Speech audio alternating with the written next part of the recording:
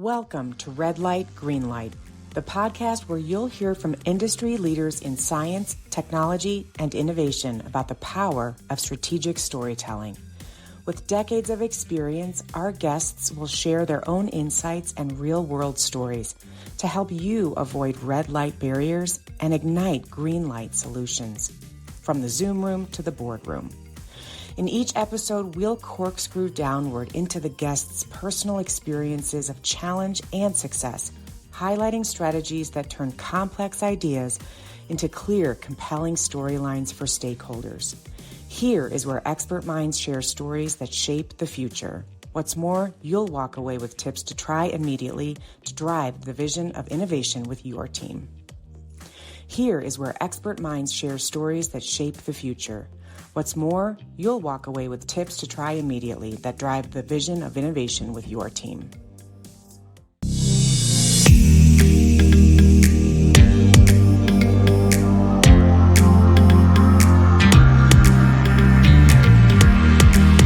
Hi, everybody. Welcome. Welcome to another episode of Red Light, Green Light. I am your host, Cindy Skalicky, and every week I bring to you a leader who's had a lot of experience in one or many different fields and is ready to come in and share some stories with us. It's stories around communications, especially in industries where that can be particularly hard. And today, I'm really looking forward to the conversation you're going to hear with my guest, Emily Lopez. Emily is a cross-industry leader of people and change, and she's currently in HR at Pine Gate Renewals. Emily, welcome to the show. Thank you so much, Cindy. It's a pleasure to be here. It is so great to have you. I have really enjoyed our conversations so far and getting to know you. So let's dive right in with a little bit of maybe some stepping stones from your past. I just have to share with our audience immediately that I love so much that you started in schools and like hard schools in, I think, New York City or East Coast, but you've completely done some awesome stuff there. So start us there and then give us some of your path to where you are today. Sure. So I'm definitely one of those people who has made the career shift from public education where I started. I started in New York City in teaching in Washington Heights, and then as a part of a school transformation leadership team in Harlem, where we transformed a D school into an A school in the span of 6 years and went on to school leadership from there. I took my school leadership and was offered a well-funded startup nonprofit to go and transform from a grants giving organization to a coaching and professional development organization. And so that was really where it wasn't just leading the thing from within and leading change, but helping others see where they wanted to go and how to get there. And so that was my experience leading Lily Sarah Grace. That's what brought my family to Charlotte, North Carolina, where I then had the opportunity to join Croystone Consulting. So that was a stint in professional services. And in that space, I built the carve out of Croystone's human capital practice. Interestingly, Croystone was just represented or recognized last week for being one of the top 50 fastest growing companies in Charlotte. Nice. So Bravo. It was a great launch to something that they've been able to continue on. And then from Croystone, I joined Pine Gate Renewables to build out the learning and development platform and now lead talent management at Pine Gate across the enterprise. Fantastic. And so, in each place, I've been able to take a piece of that experience. And at this point, I tend to say I can build it, I can change it, I can grow it. It's largely industry agnostic, and it's working with people to get things to happen and bring them along, for the journey together. So that is a great, personal tagline. I can build it, I can change it, I can grow it. Okay, our work here is done. No. Okay, I have two questions about your story arc from your career.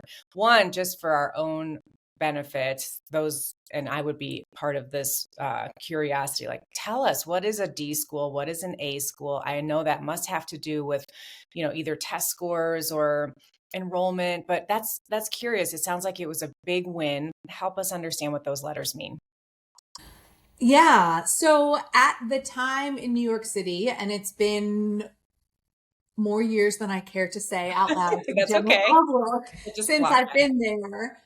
Schools were given report cards. I mean, you see Okay. that Oh. in pretty much anywhere. And so a Okay. D-rated school was an underperforming school for Oh, a like number of literally a different D reasons. on a report Literally a card. D-rated Okay, school. got So it. based on test scores, based on staff engagement, Yeah. based on retention of students, retention of staff. Yeah. And I'm not quite sure what some of the other criteria were, No, but that's helpful. that's what it meant. So to go from there to becoming an award-winning school, Yeah. span of 6 years was some pretty significant boots on the ground transformation leadership work. Yeah. Fantastic. Fantastic. One of the things I remember from our brief conversation before recording this, Emily, was your insight that in your schools, in your environment when you were working with the kids, and then now that you kind of moved into other arenas since then, I love the juxtaposition or just realization that early on, kids were your quote product, right? And now people or leaders who are, adults, right, are now your product as an HR leader. So how has that felt to you from, a generational standpoint, or just, maturity, or just any insights or thoughts around, how kids were the product and now people are the product? I think I would shift that a little bit and say student outcomes are the ways that schools are Okay. evaluated. But from a leadership standpoint, really who you're working with are the adults. You're working with the adults across the board. Okay. They're your stakeholders.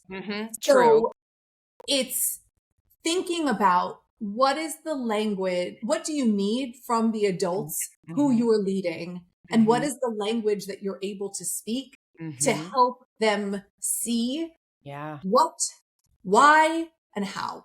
Yeah. Really, Right. I would change that to why, Mm-hmm. how, and what does the outcome look like? Yeah, that's a great way of putting it. I think that when it comes to people and guiding them through change, there's so many, red lights and green lights that people hit when you're working.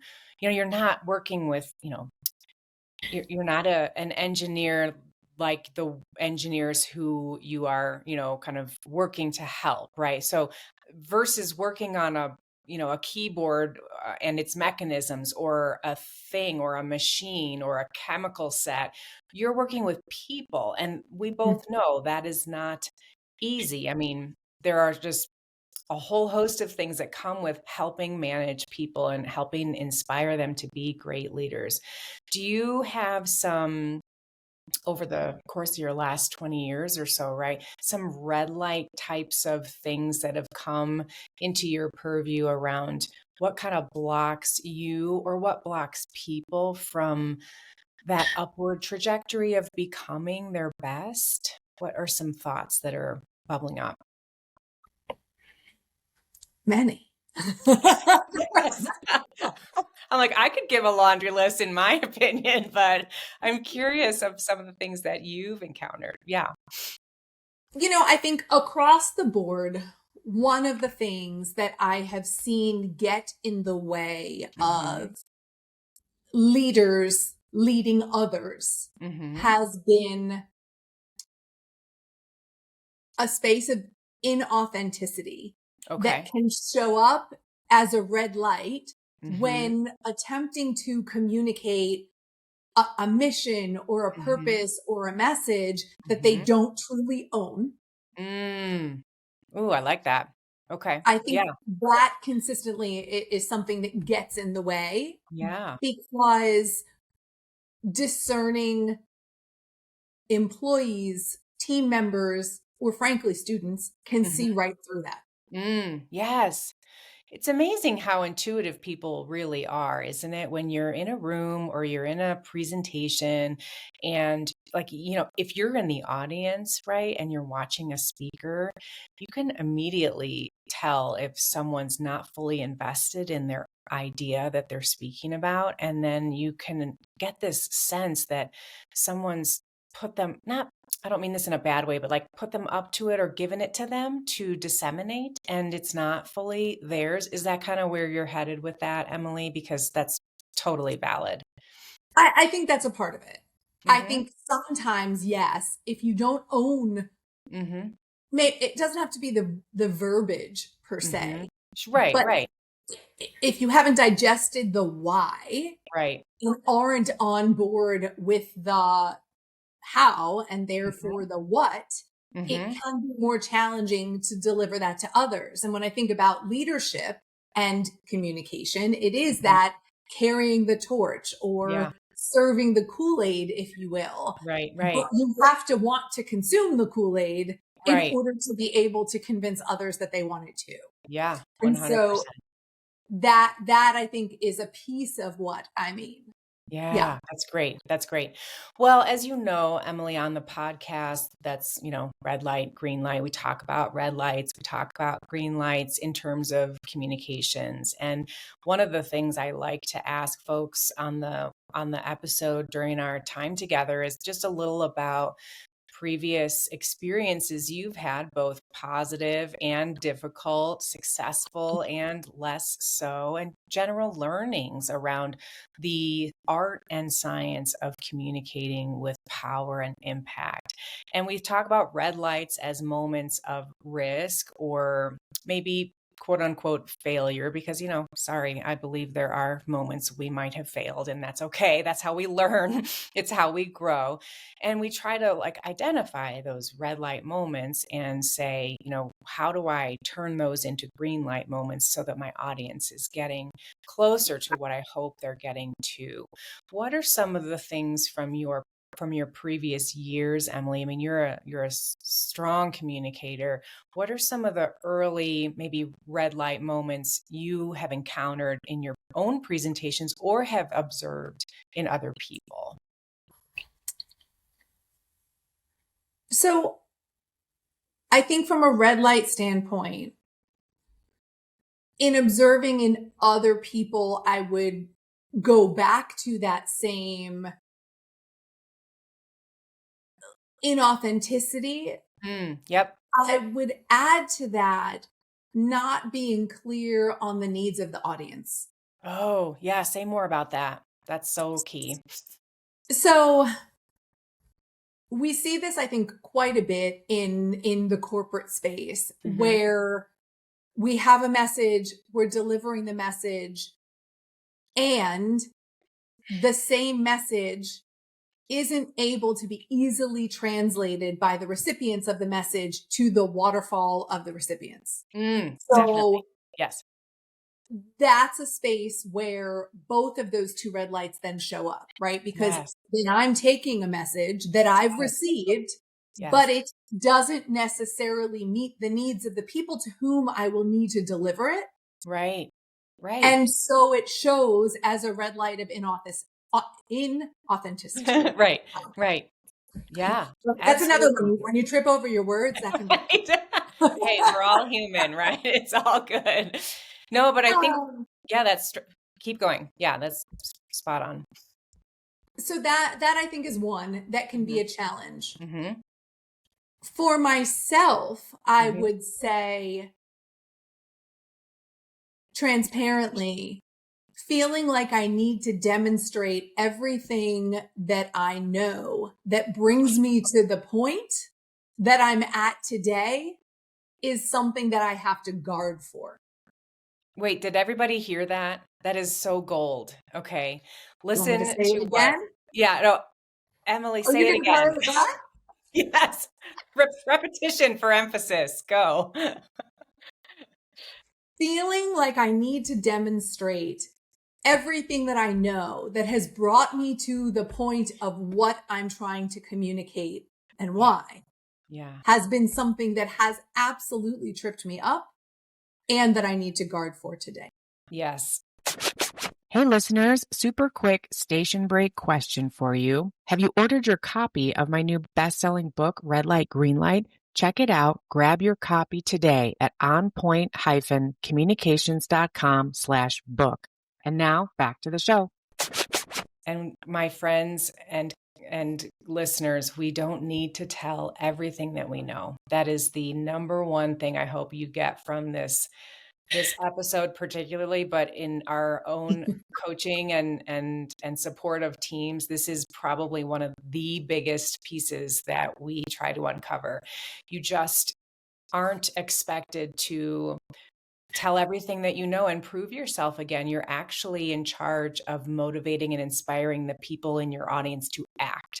Now, yes, you have credibility, right, that you come with and that you do need to demonstrate to a certain level and degree in your storytelling or presentation. However, because we do so much work, Emily, with PhD researchers and engineers and chemists, it has come to my attention recently that, gosh, these folks really were so invested for years and years and years in proving that they know their area of content by writing journal articles and master's theses and PhD dissertations.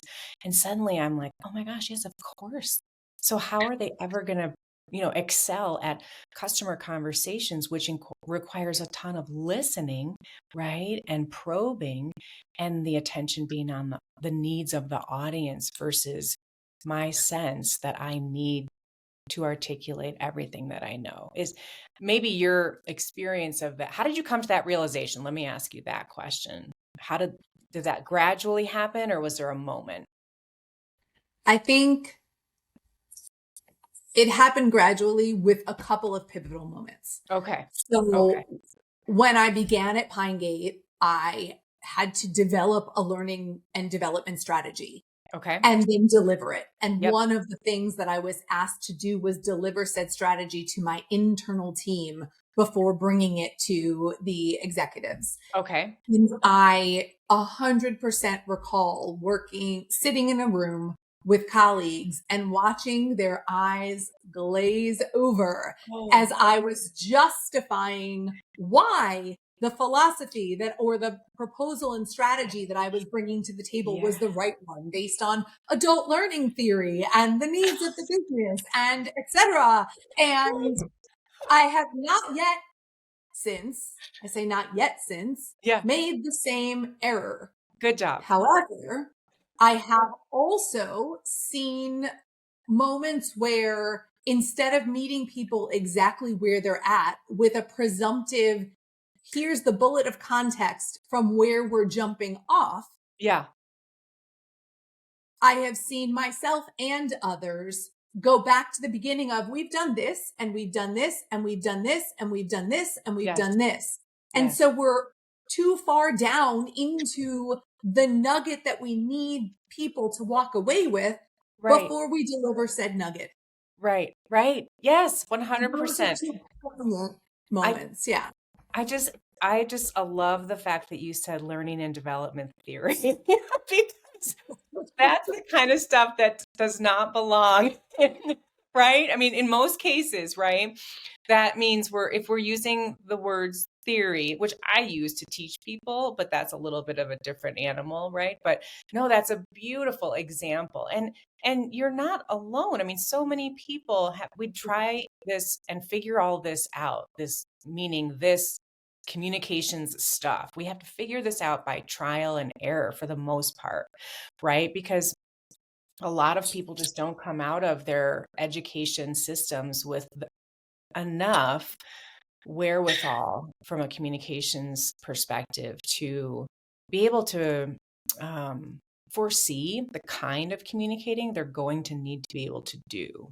So bravo to you for noticing it and pivoting and then getting better so that you could do exactly what you said, which is meet your audience where they are, not where you are. And that is another huge piece of the work we help leaders do, is to we've got to stop, and before we craft a message, we have to think to ourselves, where is my audience in relationship to my idea?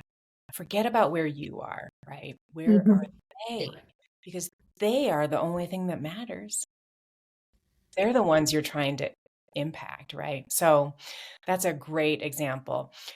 Emily, what about some of the winning moments that you've had where you're like, wow, that worked. I'm doing that again because I saw my audience light up versus glaze over, right? And good job reading the room. Like, that is another skill a lot of folks don't come to rooms with intuitively. But yeah, how about some successes and some strategies that you find really work? The first one, and I've heard this throughout my career, but often recently, is what's the problem that we're trying to solve? Yep. Right. Yep. So being able to identify what it is that is the shared interest of the audience. Yes. Oftentimes, from an executive standpoint, in particular, when we're delivering solutions, right. Each individual, although a part of a team, likely has a different problem for which this is a comprehensive solution. Yes. Speaking their language and the way they see the problem first. Boom. Boom. Yes. Gets you the credibility and buy-in to demonstrate that you've thought then not only about one facet of an interest, but a more comprehensive set of said interests, if you will. Right. Right. I love that. I love that, Emily. And it reminds me of part of our conversation we had where you clarified, at some point you said something about how important it is when you're in a meeting or approaching a meeting to understand before you even get there, like, what are we doing here? Are we just learning? Do we have a decision maker in the room? Do we need a decision today? Are we sculpting the clay around the decision and then we're going to make it in the next meeting? That is another key piece of executive communication skills development that is really important, is learning how to run great meetings. So I'm guessing you might have sat in your fair share of meetings that weren't run well before you came up with that. And maybe you were an audience. I mean, we've all been in them, right? We've all sat in meetings where the person leading it is not doing a good job. Is that kind of how that came to be in your world? I think that's a fair way to capture it. I haven't seen that in quite a while. Oh, good. That's great. No, it's great. It's really great. Great. That's a green light win. Proud and excited of the people that I've had the opportunity to link arms with over the past several years. But I think having clear expectations about the purpose of the meeting and the anticipated outcomes does help keep people on track, for sure. 100%. When you have aligned expectations, and I think that that's the case really, whether it's in a meeting, whether it's in a one-on-one relationship between a leader and a manager or two colleagues, in any of those cases, having clear and aligned expectations and ensuring that you're holding yourself and others accountable to said expectations makes for productive dialogue, process, conversation, communication, whichever format you're going to take. Absolutely. Yeah. So I think that would be the way that I would say it earlier on in my career, for sure. Yeah. There were plenty of times that I can think of that I walked out of meetings going, well, that was a waste of my life that I'll never get back, for sure. Right. Well, and in the book that I wrote and that landed this past summer called Red Light, Green Light, there's a section, and I wish I had the page number memorized, but it's about like reminding the reader, if you don't know what the goal of your meeting is, don't have it. Like, get it off your calendar, because if you're going to be in a meeting where you're not clear, evaluate removing it and rescheduling it. And that very thought right there ought to help you think about what the objective should be, so that you can write it down and state it at the start of the meeting to be sure everyone in the room is very clear on why we're there. And the great phrase that I like to use and love to hear people say is, so by the time we hang up this meeting today, my hope is that we can get to XY point of deciding this or feedback on whatever. And that just really helps focus the energy of everyone that's in the meeting. So yeah, that's awesome, Emily. Let me think. There's a couple of other pieces that I wanted to cover. Is there something coming up for you? Any final thoughts from something we've already shared previously, or anything additional?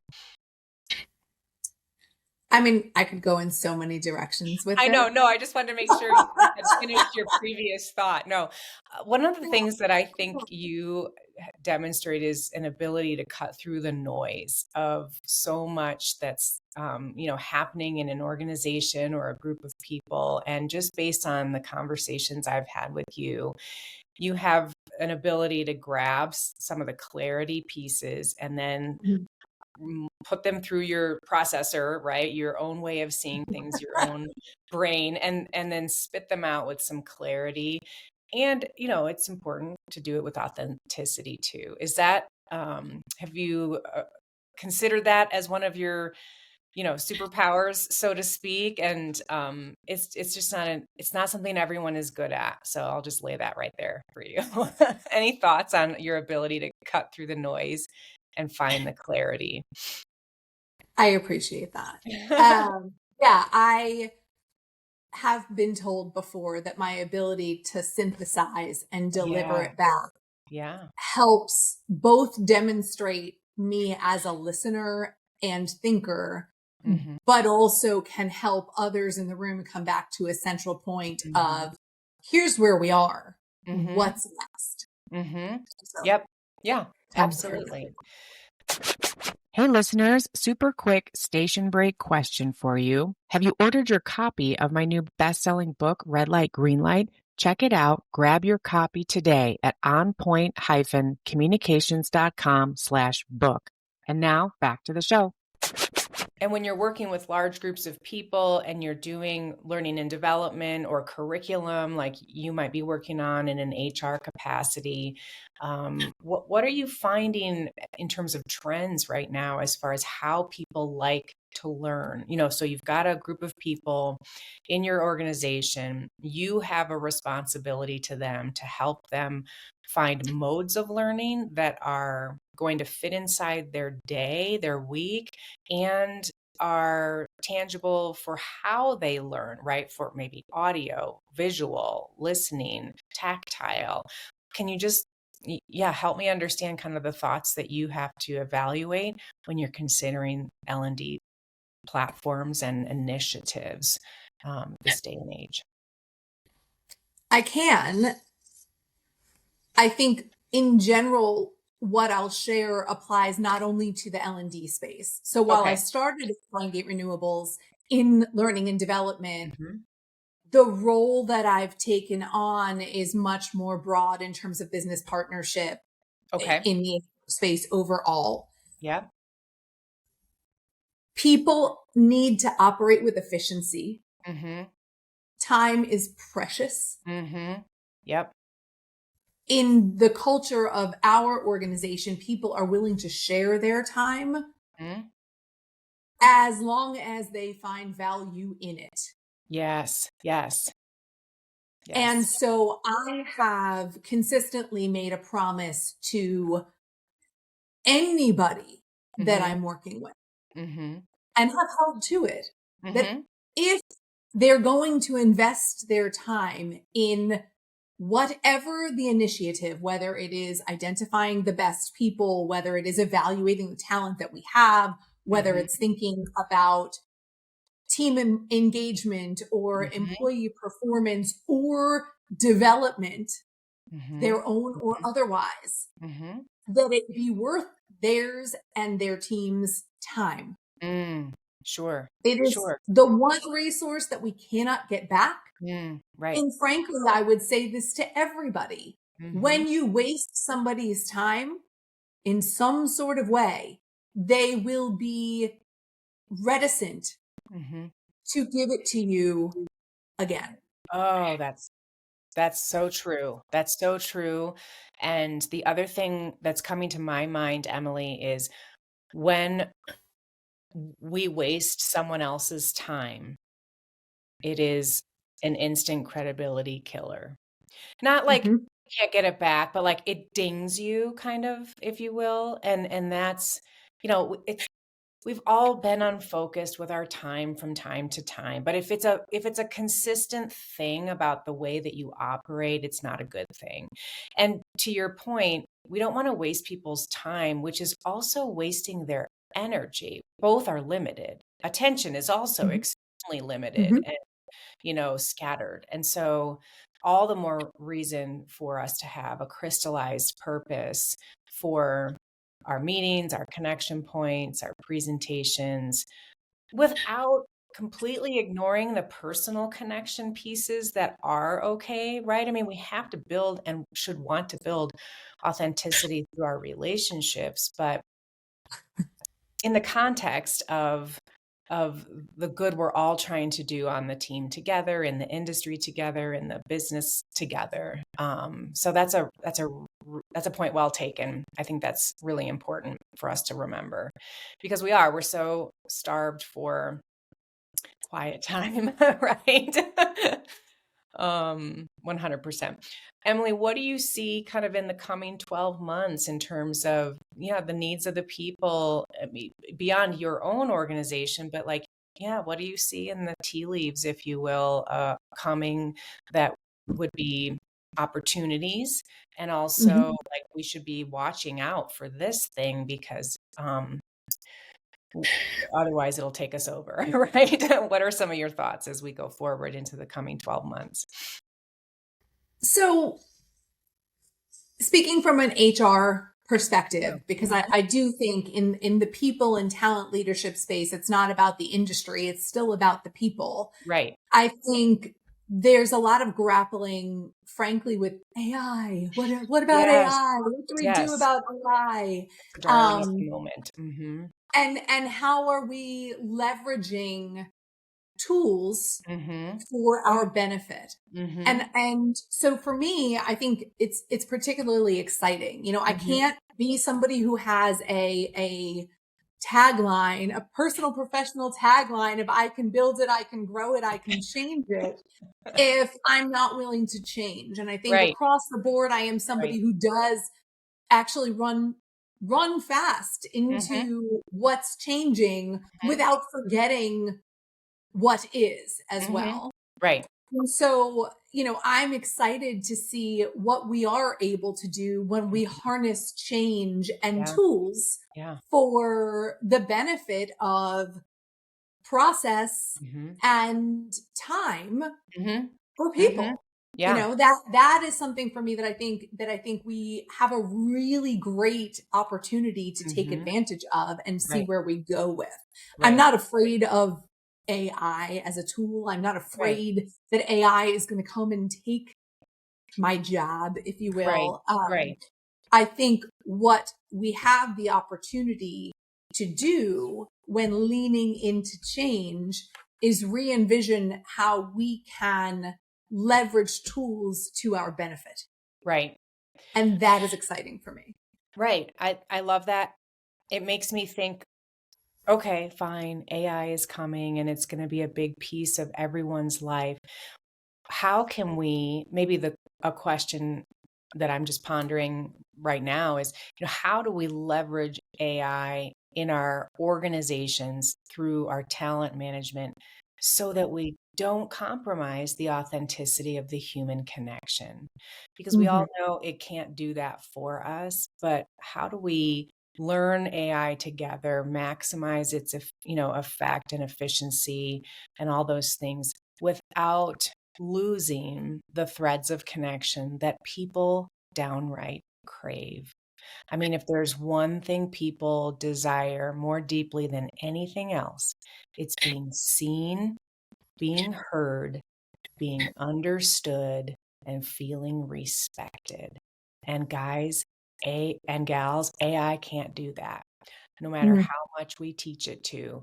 The people are the product, and in the best way. I'm saying that in a positive way, right? But your people, organizers and leaders of teams, your people, as you know, they're what get the business done, right? So any thoughts there, Emily? Yes, I can say, as an example. Yeah, please. Where we talk about people and connection, that relationship and connection comes not from transaction, but from interaction. Ooh, I like that. Yeah. So when you then look at AI and say, can we have a tool that minimizes the need for people transaction, that therefore avails us of the time for people interaction? Boom. Yes, I love that. That's a fantastic insight. See, there you go again, doing all this cutting through the noise and finding all the clarity. That's fantastic. Yeah. When you say people need relationships and people need connection, I very much just this morning had a deep conversation with a colleague about the need for connection and connectivity amidst people. If I have the time to create connection, then we are only all that much better for it. Absolutely. Yes. But don't mistake connection and relationship and authenticity with time spent interacting. Right. Like emailing or slacking necessarily. Exactly. Like exactly. Really, if it's I need this, here you go. That doesn't make us any more connected than we were before. Right. Right. It's more like, how was your weekend? Is your dog feeling better? Gosh, have a great time on your vacation. Make sure, you clink glasses and cheers to yourselves for your anniversary, or, like, how do you know people in a personal way? Just a little, just enough to make that relationship meaningful. Right. And that's key. Sure. I think I would take it another layer and even still add it into even absent the, and I'm not minimizing the the personal side of, how was your weekend? I mean, you started with that. How was your holiday and how was your weekend? Yes, absolutely. I want to know people for real people. There are many people who believe that in the professional space, they don't want to share that side of their personal lives with their peers at work. Right. However, there is still space for what makes you tick at work. Yes. And the what makes you tick at work, or the what's keeping you up at night, or what happened to you professionally last week that really set your soul on fire. Right. Those conversations are the types of conversations that when we can remove the transactional, because we don't need to be asking questions that have easy answers. Right.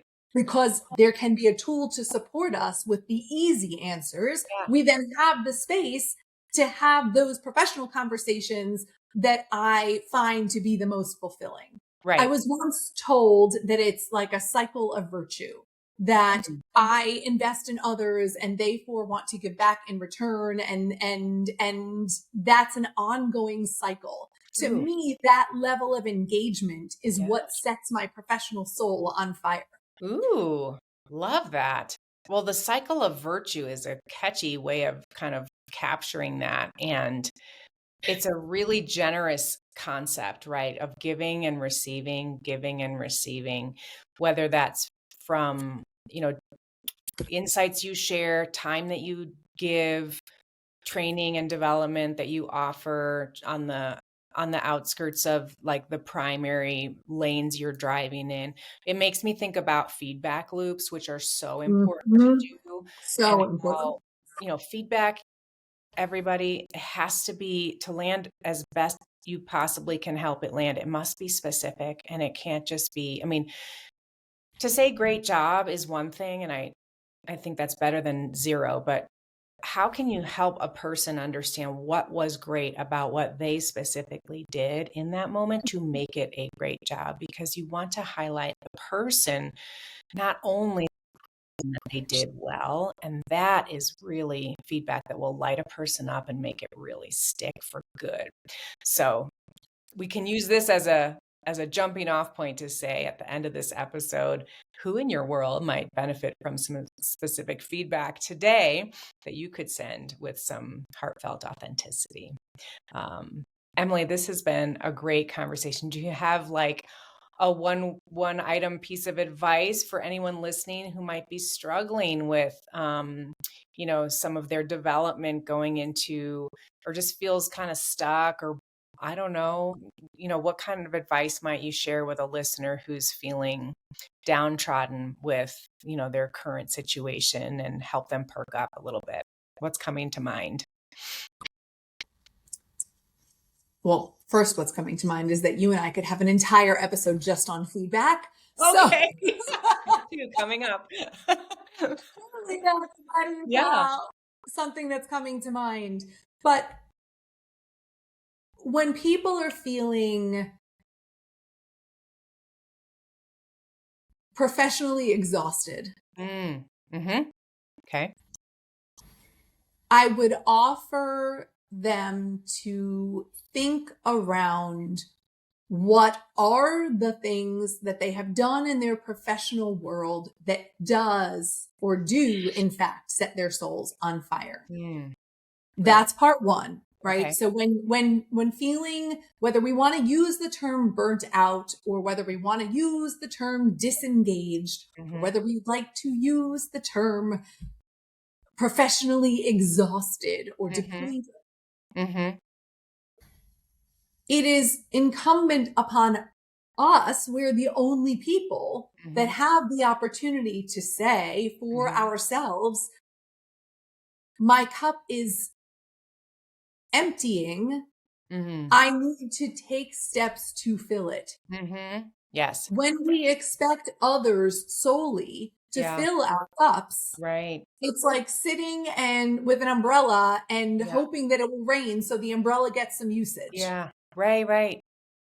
And so that feedback loop 100% is necessary for people to get more of the type of engagement that will help them restore the energy that they're missing in the professional space. Yeah.